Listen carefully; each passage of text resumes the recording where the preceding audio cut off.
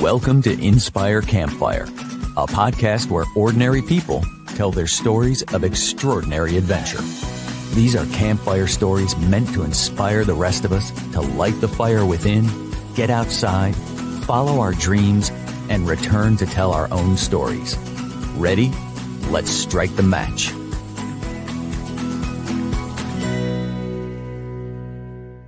Welcome to the show. I'm your host, Scott Wurzbacher, and today we're talking about how a lifetime of experiences can quietly build the confidence to create something of your own. My guests today are Tom Weiser and Kevin Murphy from Wales, United Kingdom, and they are co-founders of Nerpa Travel. Before starting Nerpa, both Tom and Kevin spent years out in the world earning their stripes through real adventure.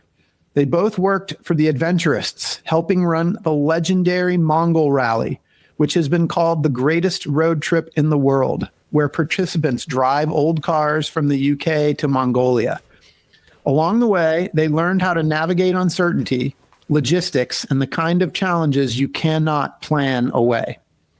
Tom and Kevin became fast friends, and they combined their individual origin stories, their shared experiences, and their belief that adventure travel could be done differently. Nerpa blends strong structure with real freedom. There's intention and framework, but also room for surprise, spontaneity, and discovery. In this conversation, we talk about their journeys, how they came together, and how those experiences shaped the company they run today. I am so excited to share this story with you. Kevin, Tom, welcome to the campfire. Thank you very much. We've been excited about this. Yeah, thank you so much for having us. Can I say that introduction, you've basically summed us up in a way that we never could. And we need to borrow that for our website. And scene. Absolutely. But I stole a lot of it from your website. So there you go. It's a team effort here. I love it. Guys, let's just jump right in for listeners that might not be familiar. What is Nerpa Travel? Kevin? I was going to suggest you, but well, Nerpa Travel, it started out as a bit of a hobby during, the best time to start a travel company is during the coronavirus pandemic. Yes. So we thought, we'll start something in preparation for when tourism blows up again on the other side of this. And, we do have experience in adventure travel, but we've always wanted to do things more sustainably and more conscious, throughout the experiences. And then we landed on Nerpa, and we've had lots of ideas floating around our heads, and we've finally started pinning things down, and we've now done 2 events so far, and we've got another 3 on the horizon. Love it. Love it. So tell me about the events that you guys have already done. I guess the first full event was the Vietnam motorbike event. We did an initial, sort of recce edition of it in partnership with a wonderful American travel company called Lost Travel. And we are at a place where, mine and Kevin's background is very much event management, sort of building the trip and making it possible, not so much the sort of the salesy side of things. Mm-hmm. So when they approached us and we shared this idea with them, they had the community, they had the bums on seats, and we just had to make it happen. We did that first, the first ever, at the time, and still is, the world's first and only electric motorbike adventure. So that was in Vietnam between Ho Chi Minh City and Da Nang. And then that, following on from the great success of that, we actually posed a question to the group where me and Kevin had to give our 2 visions of what the next event should be that we organise. And we decided that we wanted to do a sort of conventional cycling event. Yeah.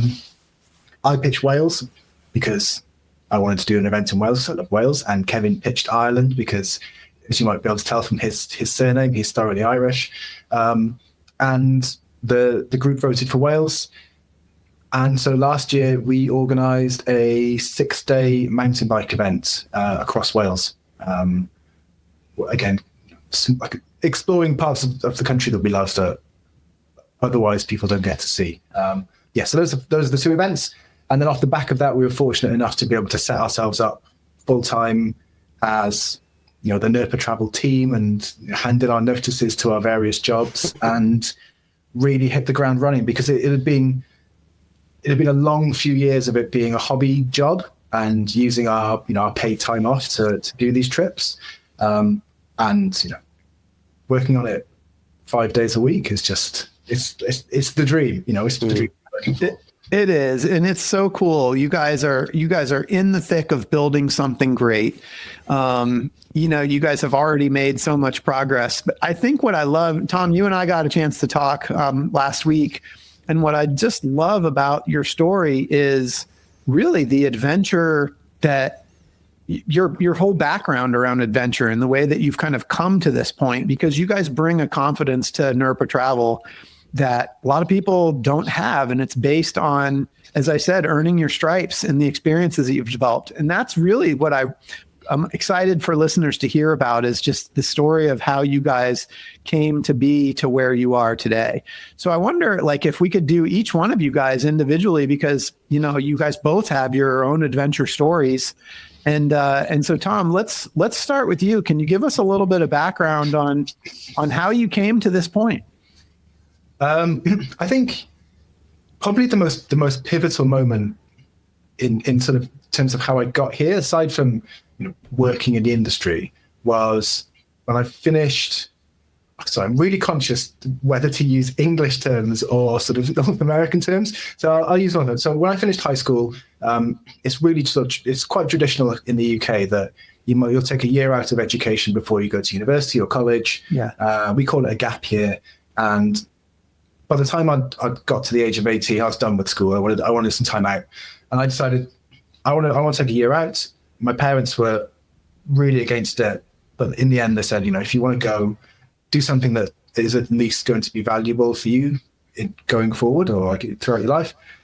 So I said, I'll learn a language. I happened to watch a Russian film at some point in that year, and it was the first time I'd properly heard Russian. I was a bit interested in sort of Russian history and politics, but as soon as I heard it, I just knew, like, that's the language. So got a couple of jobs, booked a place in Russia, saved up some money, moved to St. Petersburg in January, which is the worst time of year to move to St. Petersburg. I didn't see the sun for a month. And then I went to a language school and I studied Russian, and then subsequently came back, did my degree. It was during my degree that I got into like bicycle touring. Okay. And that's sort of really sort of changed the way that I interacted with travel, because I think previously travel had just been a vacation and you sort of, you don't really explore. And then, I just by happenstance, I moved to Bristol and happened to move into a house share where Kevin and his partner were living. There was about 15 people living in this house or something like that. And I turned up and Kev was looking for volunteers who to work at the finish line of the Mongol Rally, which was then finishing in Russia. And I was like, I speak Russian, I can come out. And that was it, really. We just sort of went from there. Isn't that crazy? You literally watched a movie in Russian, and something connected you to that language and said, that's the language, and I'm gonna choose. And then you find yourself in this place where, like, that became an in for this next adventure with the Mongol Rally. Yeah. But sometimes I think it's really easy for people to, like, because we love to link things as humans and create narratives. So I'm really sort of cautious to say that it was fate. Yeah. Sometimes it just feels a little bit too good to be true. Like, I don't know. Happenstance is, anyway. I love it. So I want to pause you there, and Kevin, like, bring us up to speed on your journey to that point. That's a bit of a Pulp Fiction moment here. Right, let's... So I did the gap year. I did the very basic, Southeast Asia experience. And mine was because I watched The Beach. It's not as, as deep as whatever Russian film with Tom Leo. watched. with Leo. Yeah. So DiCaprio sent me on my way. And I did, I think it was 5 months out in Southeast Asia, did a gap year. And then I came back to the UK to study marine and natural history photography, which is essentially wildlife photography. And that's how I wanted to travel, was wildlife. I wanted to dive and see the world that way. But unfortunately, during university, I got diagnosed with epilepsy, so I could no longer dive.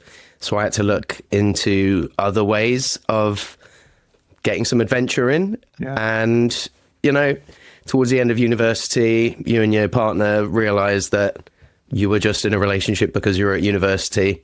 So I moved to London and found out about the Mongol Rally and convinced 2 of my friends to go. I was purely luggage because, again, because of the condition, I don't drive. So, we participated in the Mongol Rally, and because I'm loud and obnoxious and said, I'm going to make a movie about this, and brought my camera, I must have been on the radar. And then I moved to Bristol, because Bristol is essentially the Hollywood of wildlife TV. So you've got the BBC Natural History Unit. David Attenborough makes all of his stuff here. Okay. So yeah, it's all very condensed. So I moved here, and that's where I was going to try and get out in the world, was work in wildlife TV and then travel. And I was working in post-production in TV, which is, if you're an assistant in that position, is one of the most mind-numbing jobs you could possibly have. And then I saw a job appear on my Facebook, which was at the Adventurists for an entry-level role. And I lived about a 15, 20-minute walk from the front door. So I went, CV in hand, and I was like, hey, remember me? And because I was the most recent person they knew that did the Mongol Rally, it was like, yeah, all right, come work here. And then after a while, I moved into a house, and then I have this intelligent cyclist, Russian-speaking man show up and save my ass in Russia, basically. Oh my gosh. Okay.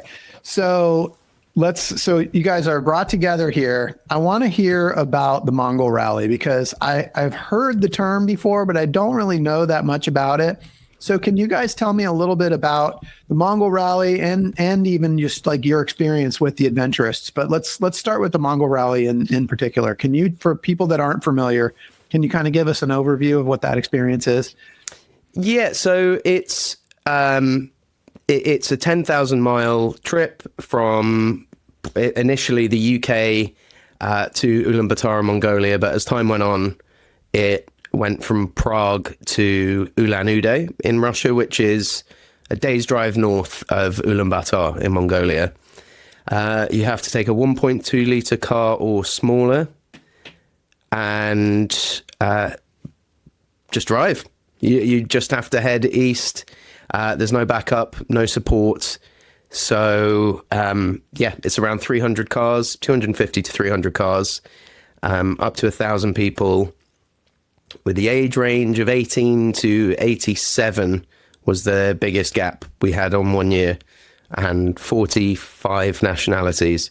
So it's a big beast. And having participated, I was like, this is the best thing I've ever done. And then the opportunity to go and work on it a couple of years later, it was incredible. Yeah. Not without, losing a few hairs off the top of my head. But the Adventurists website calls it the greatest road trip of all time. You just said it was like the best thing you'd ever done. Can you share a little bit about like what happens along the way? Because you're using a crap vehicle, it's almost encouraged to break down and rely on the kindness of strangers, or be forced into it. Because, you get flat tires and that's the last tire you've got. Or in my car's case, the clutch cable broke 7 times within 5,000 miles. So yeah, it's just the cars get absolutely destroyed, and then people have a really good time. Partners break up with each other. Friends stop talking to each other.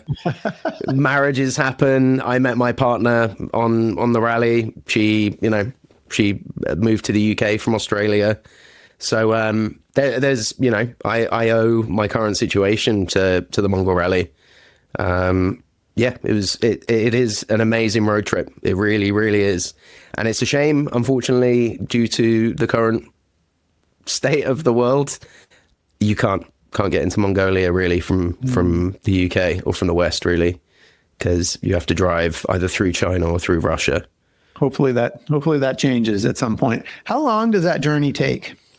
I mean, it would be anything. I think the quickest was 2 weeks. 2 weeks, okay. But when Tom and I were out there, I think the quickest was maybe three and a half. And then there'd be some people arriving after we'd left, so it'd always be the second weekend of July that it started and finish on the first or second weekend of September. So it's a big old journey. And how many people are in your vehicle? It can be one person up to 5, or however many you can fit in the car. We had 3, but some of the convoy that we were in had 4 out of 5 seats filled. So, yeah, it gets very intense. And one of the things that you would tell people if they wanted to film on the trip was, even if your friend tells you to stop, keep filming. Because that's when you get the best moments. Yeah. And it is, but then some people stop being friends afterwards. I know a few people personally that don't talk to each other anymore. So that's crazy. Me being one of them, actually. I can imagine. I mean, the intensity. Are you stopping? Like, are you overnighting, or is this is this a race? Tell me about that. It's the complete opposite of a race. It's as lost as you can get, really. That's the aim of the game, is take your time. And you're forced into it because of the type of vehicles you're taking. They're not built for the journey. So yeah, once you leave Europe, camping becomes more regular, but it's difficult to just chuck a tent up somewhere in Europe en route. Yeah. So yeah, it was cheap hostels, tents, and then occasionally you'd get to treat yourself. If you're in a random town in the middle of Kazakhstan, you're like, oh my God, there's a 4-star hotel. They might actually have hot water. Let's go and stay there. And it's like $15 a night. And we're like, okay, yeah, let's treat ourselves for an evening. Let's not drink a bottle of vodka and we'll stay there. But it is the whole thing is a party. It's a big community, and that's the main selling point, I think. It is the very loyal audience, the cult of the Mongol Rally. So it's a moving party. What that kind of goes 10,000 kilometers along this route. What are some of the terrain that you cover? Anything you can think of. You've got the Pamir Highway, which is 4,500 meters. Deserts, salt flats, muddy forests. It just you anything you can think of, except I know there'd be snow in the Pamirs, but honestly, everything you can think of. You hit some coast, you go into the mountains, you hit the open plains of Mongolia, the deserts in Kazakhstan. And it's really weird as you're like driving through Mongolia and, you're so used to those like just slightly lumpy green hills. It almost looks like a golf course. After 2 days of that, you're just like, God, I just want to see something now. Like it's because it's so gradual. You become less impressed by things. Yeah. It's really strange. It's a really strange feeling. I understand. Yeah. Okay. So you participated in this thing and decided I loved this enough that I want to help other people have this experience. And then Tom comes into the picture. So how was it like for you guys to be part of the organizers of this and hosting this event for other people? Tom, let's go to you. I think it's really important to caveat the sort of the process of working on the Mongol Rally with the fact that, yes, we got to spend 8, 9 weeks, 10 weeks a year in Russia doing cool stuff, drinking or partying all the time, hosting people, solving problems, being all sort of this sort of swashbuckling adventure manager, event manager person. What a lot of people don't see is the lists and lists of spreadsheets that we have to work through, and all of the less glamorous side of the job. So I guess with the rally, you had sort of 3 distinct parts that we worked on. You had the big kickoff launch event, which when me and Kev were doing, we moved to Prague, which was insane, and I'll happily let Kev talk about that ad nauseum. Then you had you had a meetup party, which was effectively the last point at which teams would get together in Europe, because most teams we didn't really say, but there isn't a specific route on the rally, so teams are free to choose their own direction. But more often than not, people would go through Turkey. So southern Romania was a choke point for teams, would have an event there, and then the finish line party, which was in London. So yeah, I guess our days when we got to Russia would have been set up the finish line, make sure everything was in place, make sure all of the various local partners were happy. So we'd have our parties, our gifts, our swag, working with local government, working with whoever we needed to get permissions from. And then teams would arrive, we would check them in, celebrate with them, and arrange for their cars to be shipped back to the European Union, because we didn't leave any cars in situ. And then that would just repeat for 8 weeks constantly.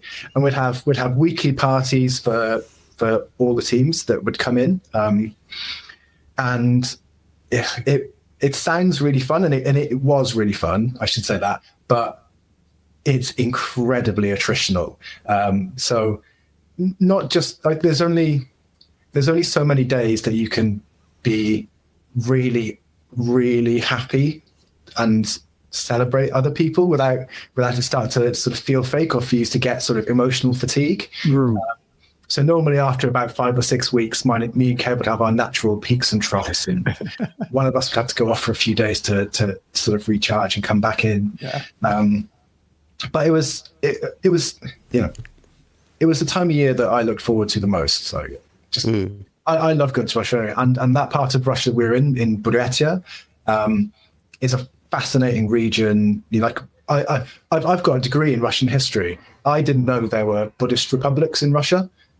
So when I got there, and everyone's sort of, half the population looks, I guess, Mongolian, and there's loads of temples and datsans, and it was just a fantastic opportunity to learn about another amazing culture. And Lake Baikal is nearby, and yeah, it was just a joy. And Kev met his partner there. I met my wife in London, and got her back here. So yeah, it was incredible. But I think there were certain things that me and Kev tried to put an emphasis on, that was sort of a little bit not above and beyond, but we still allowed our, I guess, desire to help people to sort of shine through, and that would have been things like, we set up a relationship with a local animal shelter.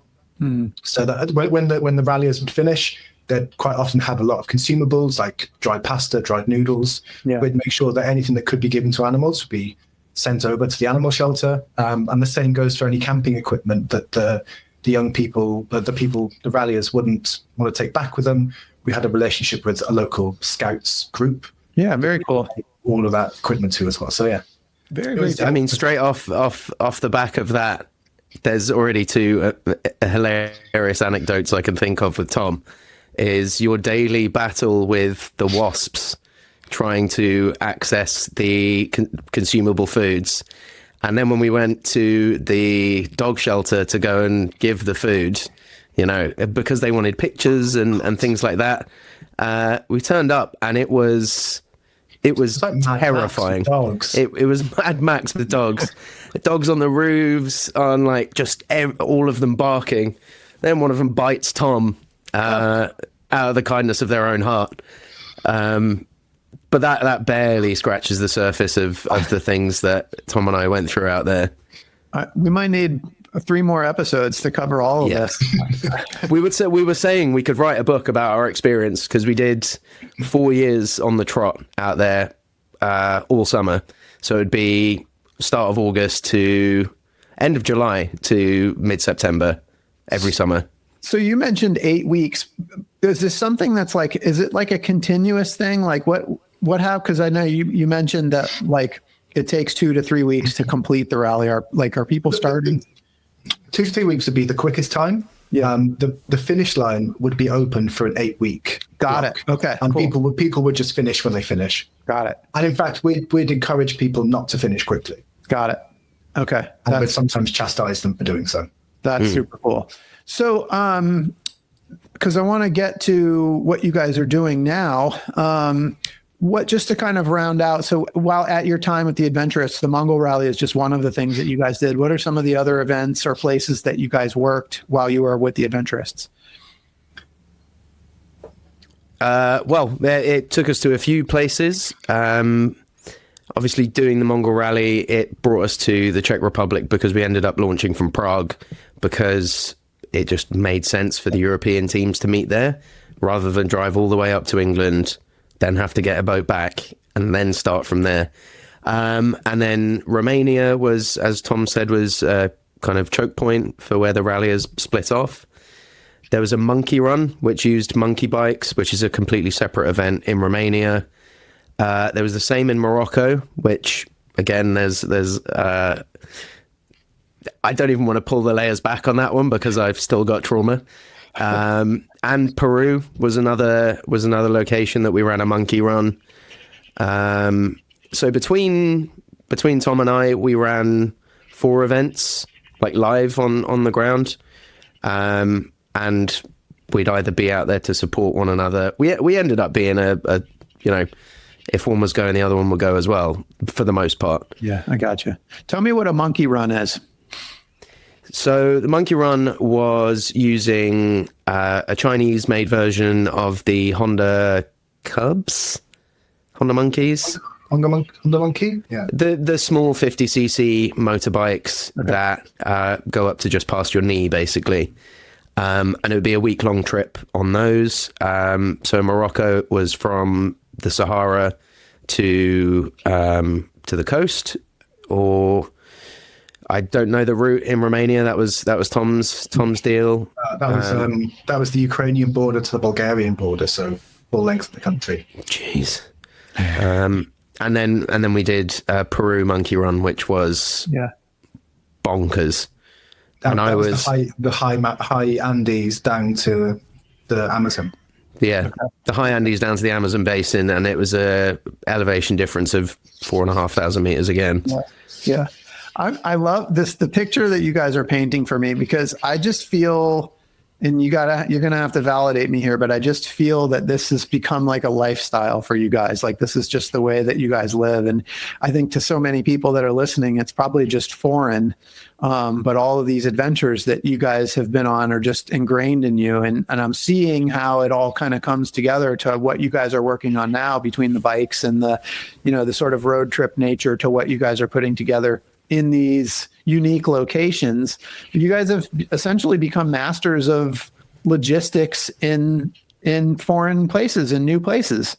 Can you just kind of round things out for us, and let's make the jump from your time at the Adventurists to how you guys kind of came together and you're finding yourself in a place where you're talking about, maybe we should do something and start our own thing. Yeah, I mean, at the tail end of the Adventurists, I felt 2019 to 2020, I had my foot out the door anyway. I was like, all right, this is going to be my last year. And then you have a cool summer and you're like, I'll do one more. But I felt like I had my foot out the door, and then COVID came along and pushed me and closed the door behind me. But Tom and I, the whole time we were there, we were like, oh, we could do something like this, but it's not quite on brand. And we're both quite sustainably focused and minded. So we always wanted to use more sensible vehicles that still encouraged stopping and, forcing you to stop, but not having to force ourselves on other people. Mm-hmm. And it's something, we've always wanted to do. And so we decided we'd try it, and we were flogging a dead horse for a good couple of years. We've got lots of ideas in the bag, and lots of concepts and lots of trips almost ready to go. But Vietnam, that's kind of, it was in between COVID and Vietnam actually happening, that it was just, we were adrift and didn't really know how to pin it down.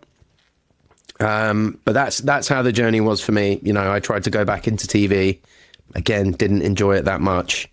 And I spent the whole time while I was working in TV, researching things for Nerpa, which now that I'm working on it full time, I feel comfortable saying, but back then I wouldn't have said a word. Yeah. But yeah, that was my journey from there. And I realized I spoke over Tom at the start of that. So over to you, my love. I think what we realized during our time with the Adventurists was, and I guess part of this is from listening to stories from the participants. Some of it is from the situations that we found ourselves in as event managers, was that the best stories, the best memories, the most fun always comes from, I guess, unexpected situations or sort of times when you find yourself somewhere and you're like, how did I get here? Is this going to end up all right? And then invariably it does, and those are the best stories. So that's the type of trip that I'd like to give people. I appreciate that's almost like saying, how do you bottle something that is spontaneous? It's very different. So in lieu of that, how do we do our best to curate the conditions that will allow that to play out? And yes, the participant has to take on some of the burden of that. And opposed to the riches, the spoils. That's not the right expression, but what I'm trying to get at. So yeah, I guess that was it. And me and Kev, like Kev was saying, we were lucky that we were friends first, colleagues second.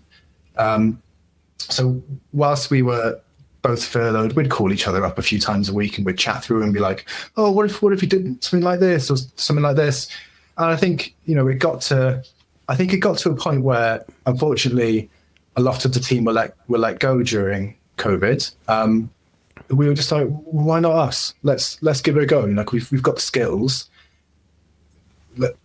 The worst thing that can happen is that it fails. And if it fails, we'll just work normal jobs, and that's cool. Yeah. So in those conversations in that early time when you guys were kind of formulating this, I know that it was very, you had very intentional conversations about how you wanted to do things differently. And I just wonder if you could talk about that, what was it that you wanted to do differently? And can you kind of maybe package up and give us a summary of sort of the philosophy that came out of those discussions? Yeah. So I guess what we wanted to do differently was to use sustainable vehicles, local vehicles where possible, support local economies, because tourism can be quite an extractive thing. Mm-hmm.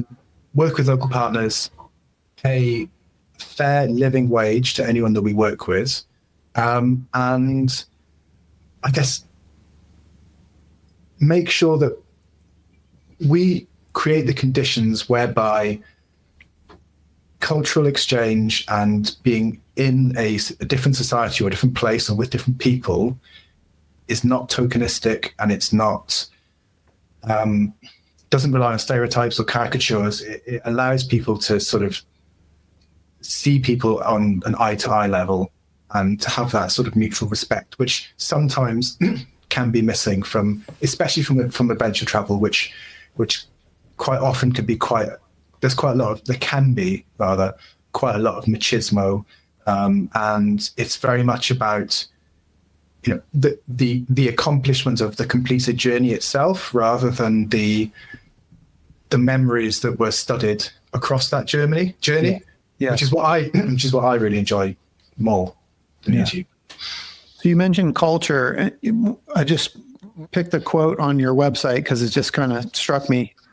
You guys said that culture is something that you experience, not look at.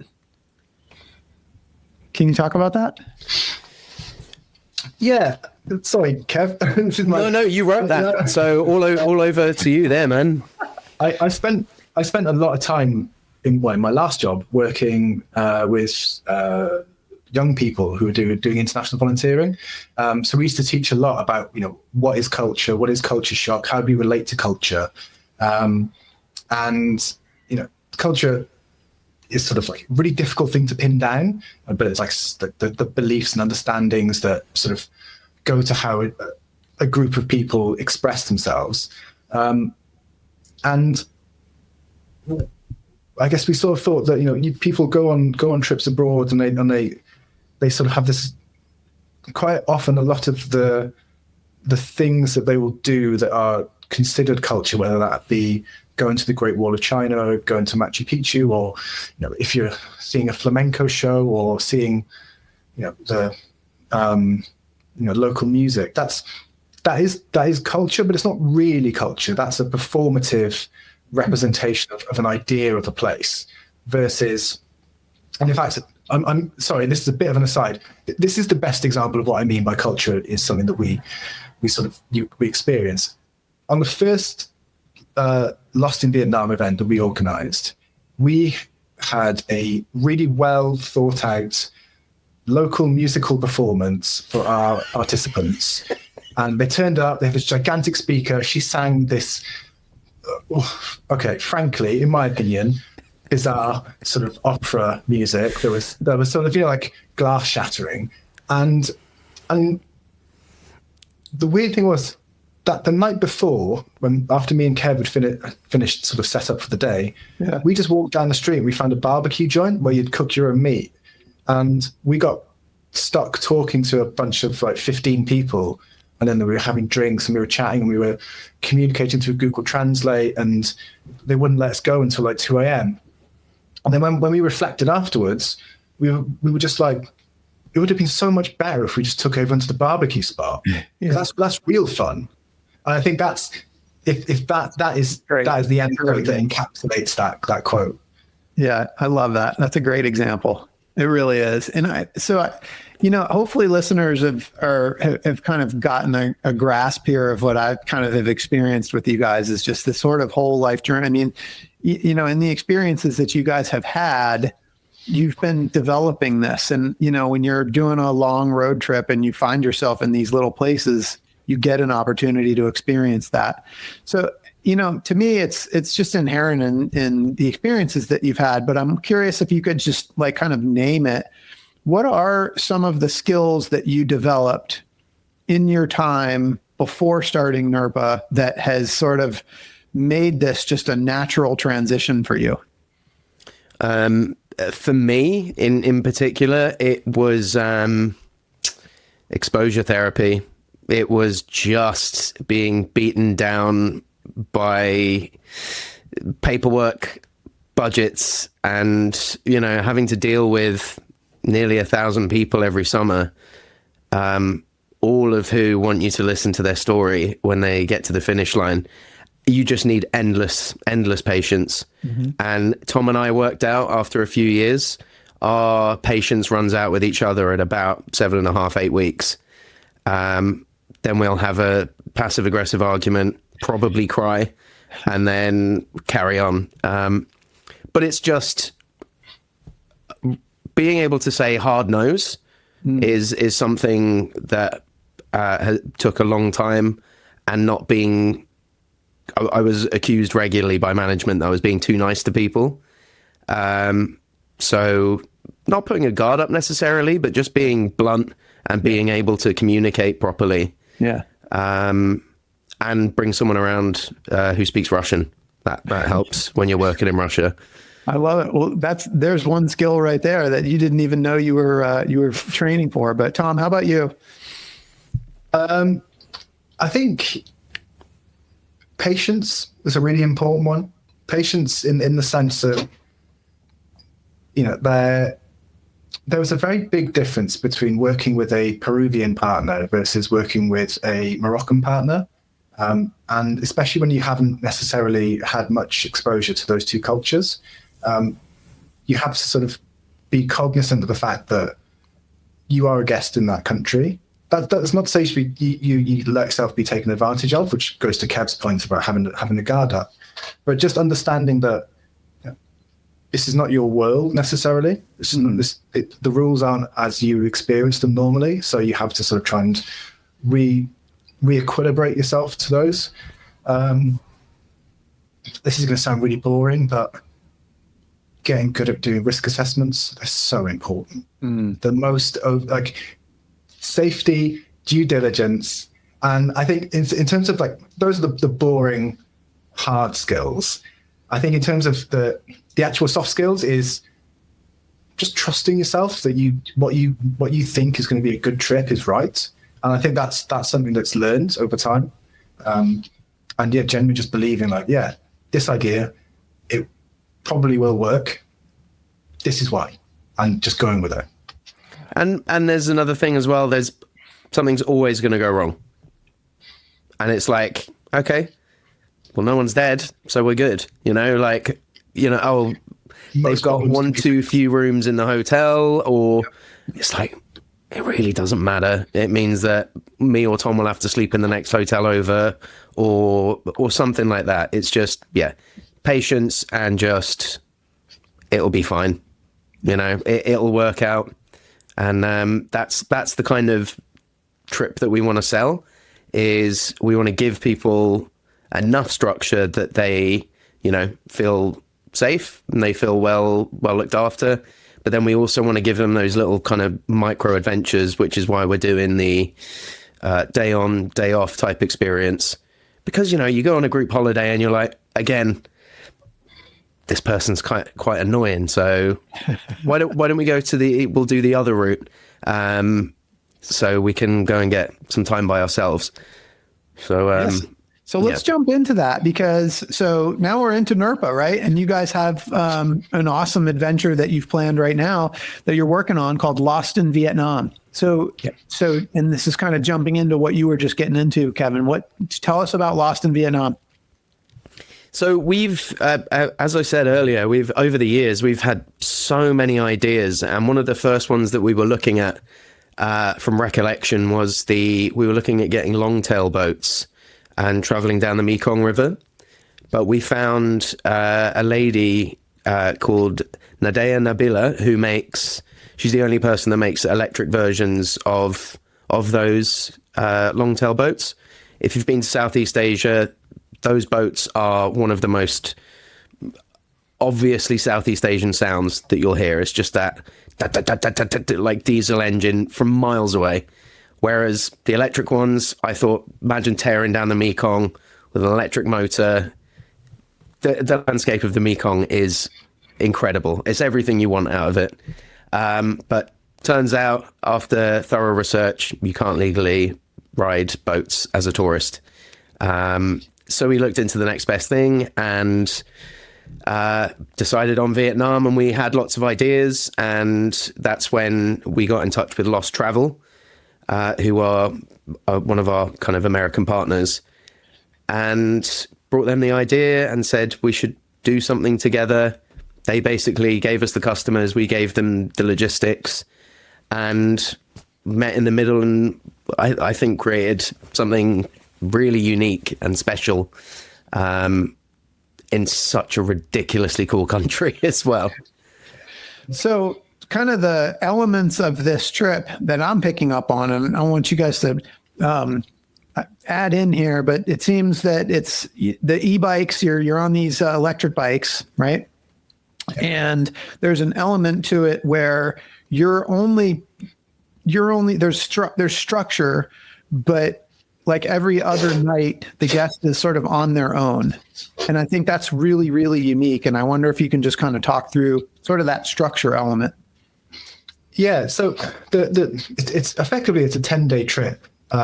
which is 2 blocks of 4 days of riding, which is sort of, and the juicy middle, so to speak, is the 2-day cave trek. The reason why we're doing sort of 2 blocks of riding is that, in our opinion, riding a motorbike 8-9 days on the bounce is can be a bit fatiguing, and a bit samey. Whereas when you have your 2 blocks, you've got something to look forward to, a bit of a break, and you get back on. But I think, yeah, you're right. The whole, we've worked on events where it's, we'll see you at the start and we'll see you at the finish, and what you do in the middle is up to you. And some people really like that. And some people might really like that, but don't quite realize that yet. And some people really are only used to having, full hand-holding, more heavily itinerized structure. I think we sort of decided that we want people to take the initiative to seek out those experiences and to really sort of force them to interact with local communities and sort of look for cheap hotels or funny places to eat. So it makes sense that doing a day on, day off accommodation is the sort of natural route. From a sort of a slightly more boring safety and logistics point of view, it means that if there are problems with the vehicles, which we're very certain there won't be, we can troubleshoot very quickly. We know where people roughly will be, and we can get to them quickly, or if there's an emergency. I think most importantly, it means that another thing is that the way we design the route is that it almost gives you options to sort of, if you're getting from point A to point B, you have 2 or 3 different potential routes that you could take, and therefore the group will split off, create their own stories. As they come back together, they'll share those stories. Hopefully it'll create a more cohesive group, because everyone wants to explain the little experience they had, or that pho restaurant they went to, or whatever the night they spent on someone's floor when they were charging the bike, or things like that. I think it's the perfect structure for a trip for people who maybe don't think group trips are for them, but also maybe aren't quite ready yet to do the full unsupported type of adventure. It makes total sense. What's the size of the group that starts together? Maximum 12. We don't do big groups. Okay. I think we want to know people's names. We want to be able to know people's siblings' names, what jobs they do, and we found, like, we've organized trips for groups from 10 to 50 to 800, and we just like small groups. It makes sense. So you start out together, and then kind of every other day you're kind of coming back together as a group, but sort of on your own. And so what's sort of the expectation for people when they're on their own? What does that look like for somebody? I'll give that to Kevin, if I may. Well, yeah, it's, as Tom said, there's more often than not 2 or 3 options of where they could go that day. And our days aren't that long. I think the biggest day was 140, 150 kilometers. So that's like, if you're on one of those bikes, you could really get it done in like 4 hours if you really wanted to. Mm-hmm. But we just want them to take their time and not have to do those huge distances. So they'll have 2 entire days to do at most 300 kilometers. Yeah. In a car, you'd get that done in a few hours, but on the bike and the electric bike, you can stop, smell the roses. You can have conversations going, full throttle on those bikes, which for me, that's one of the best things about it is you actually hear things when you go past, and you're not just on this vibrating monster.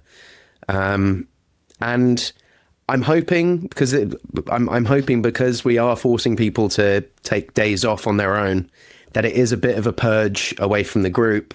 It does give them time to gather those stories. And, I'm guessing that's why you started this podcast. All everyone wants to do who has traveled is have an ear. It does, they feel great about the experience they've had, but they want to tell people about it. It's not people about it for sure. And that's why, why we want to remember people's names. We want to remember the stories they had from the first night. So yeah, we want to be able to be eager to hear these stories. Right. When the group gets too big, it's like, okay, you stayed in a hotel that had an uncomfortable bed. Oh, amazing. You know, it's one of those things it's quite a tough sell. But if the group is small and you know them, and give them that space to create their own adventure while also herding them in the right direction, everyone's safe. Everyone's going to have a great story. And they're not going to get sick of each other. That's the outcome I'm hoping for anyway. I love I it. think One of the, sorry, go ahead, Tom.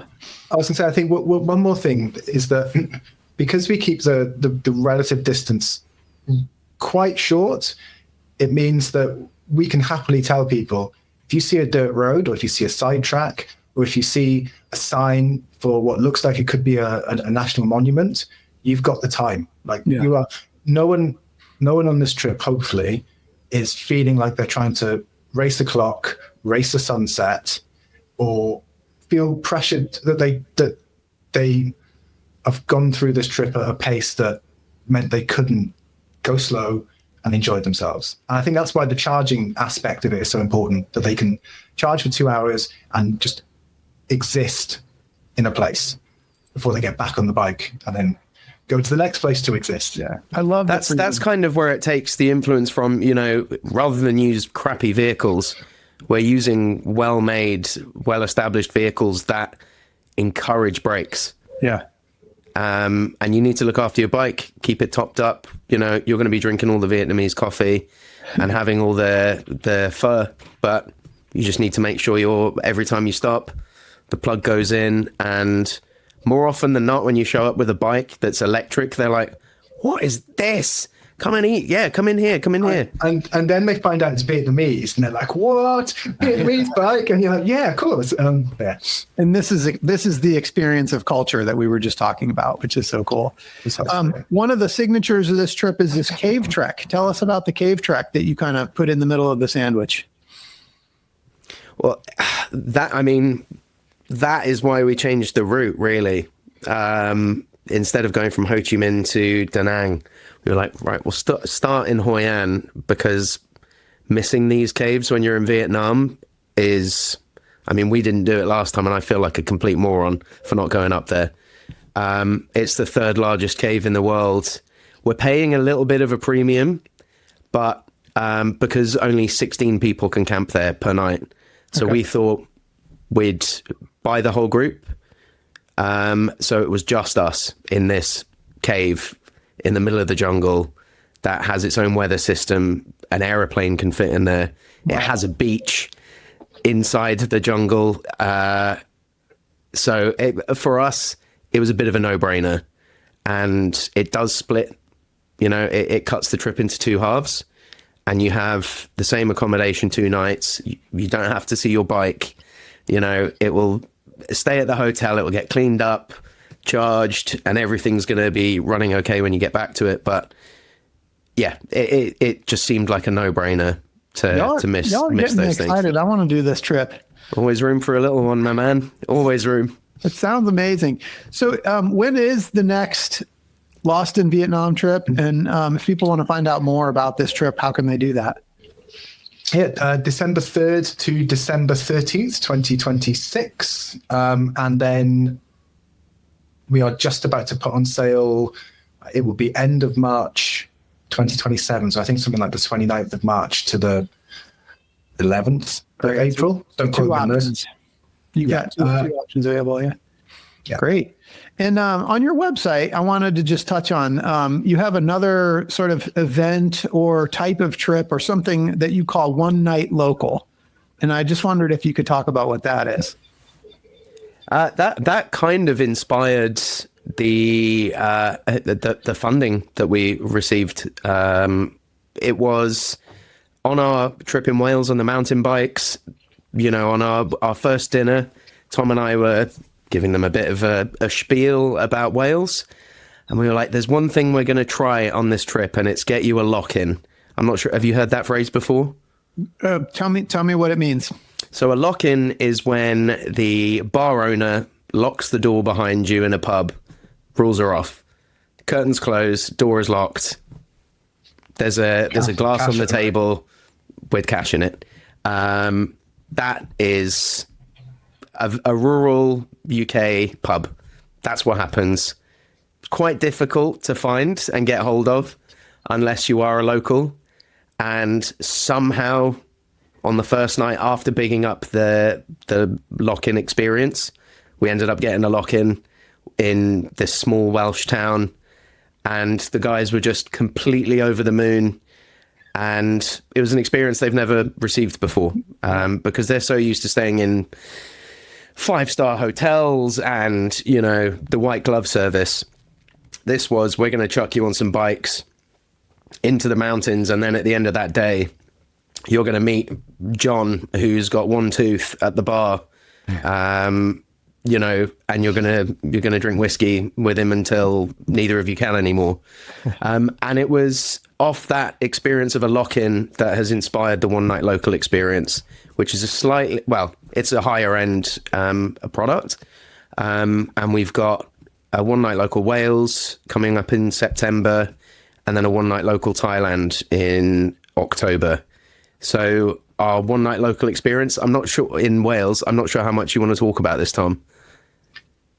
Yeah. The thing is with the one night local is that the whole trip is sort of, like I said, it's quite comfortable. It's very nice. It's got the type of things that we wanted to show that highlight local history, local traditions, the finer side of things, good golf, great food. And then within that broader week-long trip, we don't say when, we keep the suspense sort of bubbling. There is this very, very visceral, very sort of chaotic, hyper local experience that you couldn't possibly get without knowing someone and how to do it. Yeah. So the Wales one, I don't want to give too much away, but it's like a rite of passage into South Wales. Sometimes it makes us laugh because we think we think about our sort of our main investors, and they're three lovely guys, and we just think, oh God, wouldn't it be funny if they did this? And then that becomes the sort of kernel around which we'll build out the one night local experience. Yeah. So yeah, we keep it secret because we don't want to spoil the surprise. But we sort of have the tagline like create the stories that you'll dine out on for years. Yes. It really is. It's turned up to 11. I love the mystery on it. And you guys have done a great job with your website. So I want to encourage listeners to hit nerpatravel.com to check out more and find out what are your hopes and dreams going forward, guys? For me, I think I've still got the wildlife bug in me. So I'd love to eventually end up doing a one night local or a sustainable safari type experience. That for me, an excuse to go and see cool animals. Very sustainably cool. And, have a really interesting cultural experience while you're there. Yeah. That's the dream for me. How about you? We've got these mad dreams for being able to really support local communities by assisting with off-grid or sustainable energy production, whether that's a co-funded model, a crowdfunded model, direct support, but doing it in a sort of solidarity-based way rather than a charity-based way. I would love to get to a point where we can start saying X amount of our profits are going to go help this community to build, this small-scale hydro turbine, or they're going to, electrify this with solar panels, and our customers can contribute to this crowdfunder to do it. So that would be what I'd like to get to. I would love to earn the UK's median salary at some point. But there you go. Well said. Well, listen, if people want to find out more, travel with you, what advice do you have for people? You've got a great website. nerpatravel.com. Obviously, we're on Instagram, Nerpa Travel. We're very lucky that our name doesn't come up too much unless you're searching for an obscure Russian seal. And yeah, if you want to learn more, you can contact us. The email is hello@nerpatravel.com. And yeah, that's it. That's the best ways, I think. You didn't tell us about the name. Why Nerpa Travel? Shall I? Yeah. So finished line in the Mongol Rally in Russia, in the city called Ulan-Ude. Next to Ulan-Ude is Lake Baikal, which is the world's largest lake. It's got 20% of the world's unfrozen freshwater. It's like a mile deep. In the lake lives the world's only endemic freshwater seal. Am I right, Kev? Yes. And it's called the Nerpa, in Russian, Nerpa, unsurprising. And when me and Kev were throwing around ideas for names for what we'd call this company, I think we went through about 20 iterations of really, I guess, sort of unimaginative, eco-y, green, travel-y adventure stuff. And then someone just said, "What about Nerpa? Like, we used to work next to it. It's meaningful to us in the sense that it harkens back to what our origin story is. Yeah. And it just sounds like a cool skate brand word. And The Nerpa seal. I love it. They're water-based, land-based. If you throw them hard enough, they're air-based. So, it's everything. Where it doesn't limit us to just land. It's great. I love it. You guys have lived such an epic life. I love what you're doing. I love that you're sharing this with the world. But everything that you guys have done up to this point, it's just epic. So many different adventures. And it's just this bringing together of all these different experiences. At some point, Hollywood is going to hear about your story and they're going to want to make a movie about you. And when I think we need slightly more charisma for that. No, you guys have it going on. I want to know who's going to be the Hollywood actors that are going to play you guys in your movie. Oh, well, we get likened to Mario and Luigi. I'm quite squat and wide.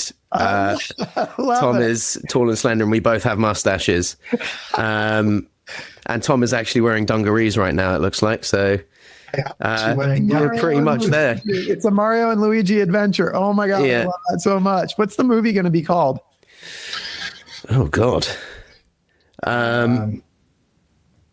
I thought, like, judging from some of the questions earlier on, because of the epilepsy and the crazy business, it was going to be Convulsions and Chaos.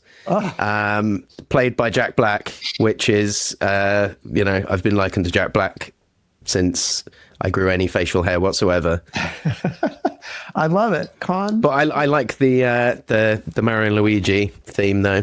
Convulsions and Chaos, starring Mario and Luigi. I mean, that's an Oscar winner right there. I think that's going to be like the summer blockbuster movie. I'm so excited. I'll take that.